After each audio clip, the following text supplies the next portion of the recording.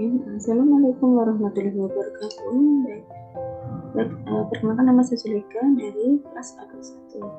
Baiklah, pada kesempatan kali ini saya akan mempresentasikan materi tentang cara-cara menimbulkan maksiat, yaitu dari kitab Hidayatullah Al-Ghazali. Materi saya ini saya lakukan untuk memenuhi UAS pada mata kuliah literasi digital kitab ini. Lalu saya akan men-share materi tersebut.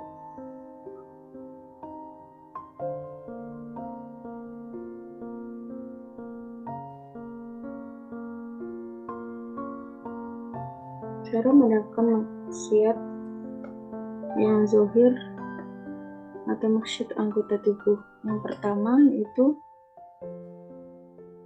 menjaga mata. Mata sebenarnya diciptakan oleh Allah Ta'ala untuk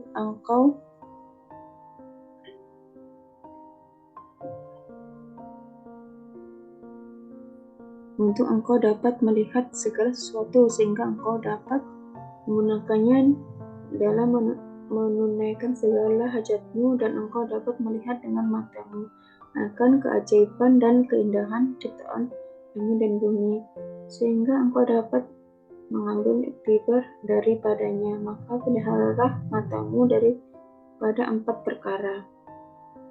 Yang pertama, melihat perempuan yang bukan mahram. Yang kedua, melihat gambar lucah yang membangkitkan syahwat. Ketiga, melihat orang lain dengan pandangan pengkhianatan. Yang keempat, melihat keaiban orang lain. Cara menegakkan maksiat yang kedua yaitu dari menjaga telinga. Hendaklah engkau jaga telingamu daripada mendengar perkara bid'ah, atau seumpamanya, atau perkataan yang jahat, atau perkataan yang sia-sia, atau menyebut kejahatan orang lain.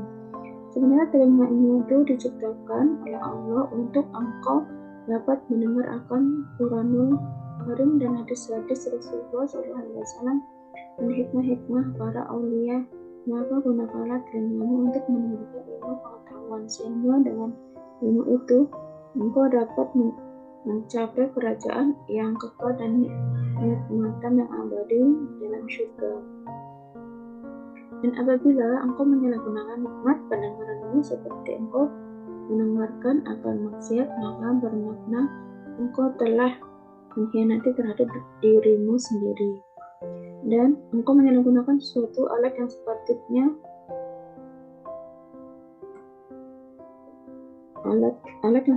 engkau gunakan untuk mencari keuntunganmu. Maka inilah yang dinamakan rugi yang sebenarnya. Dan janganlah engkau berkata bahwa dosa memperkatakan orang itu hanya tertentu bagi orang yang berkata saja, tetapi dosa itu juga akan terkena kepada orang yang mendengar perkataan itu.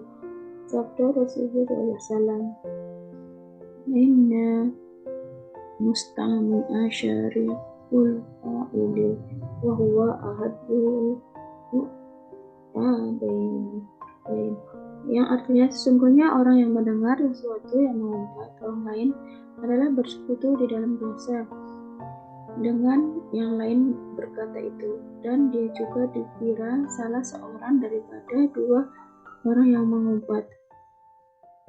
Cara melakukan maksiat yang ketiga yaitu menjaga lidah.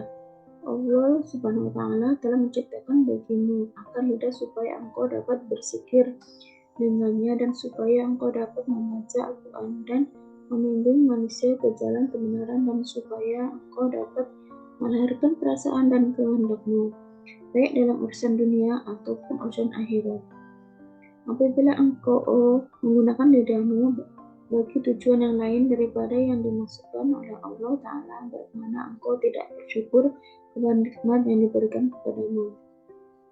Dan lidahmu adalah anggotamu yang paling berkesan di atas dirimu dan yang paling berkesan terhadap orang lain.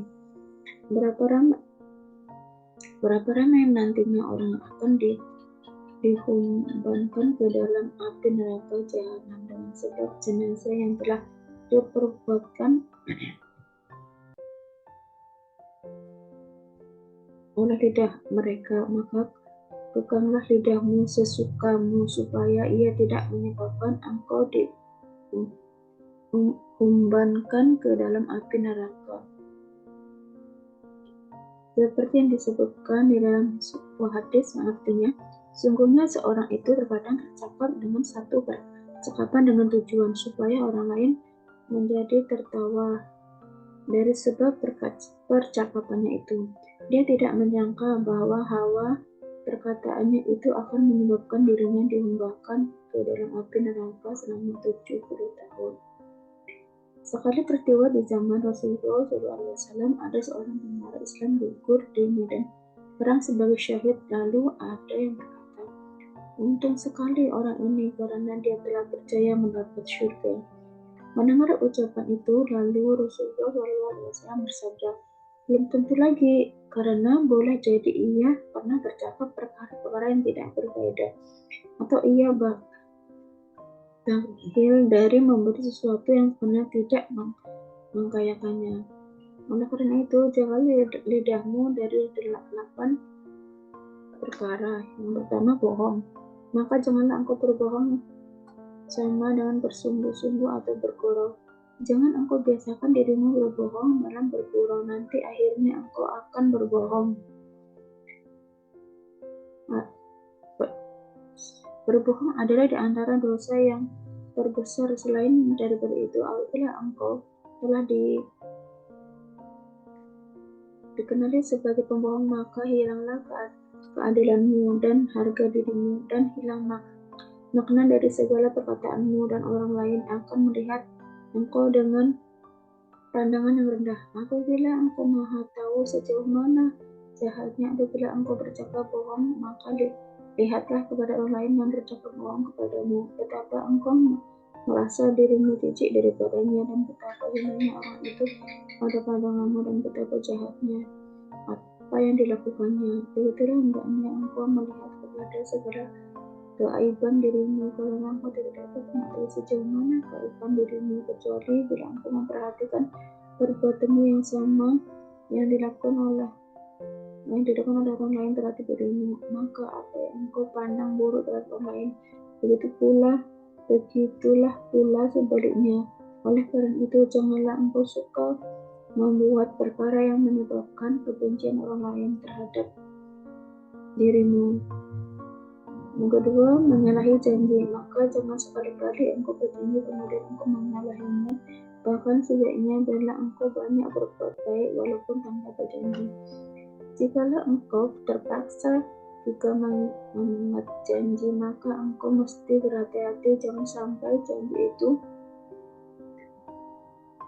engkau ingkari, kecuali apabila engkau lemah daripadanya dengan sebab ada halangan yang tidak dapat diletakkan, karena mengingkar janji itu adalah sebagian tanda orang-orang yang munafik dan orang yang rendah akhlaknya. Mungkin hanya itu yang bisa saya aplikasikan. Atas segala kurangannya saya mohon maaf, dan saya akhiri. Wassalamualaikum warahmatullahi wabarakatuh.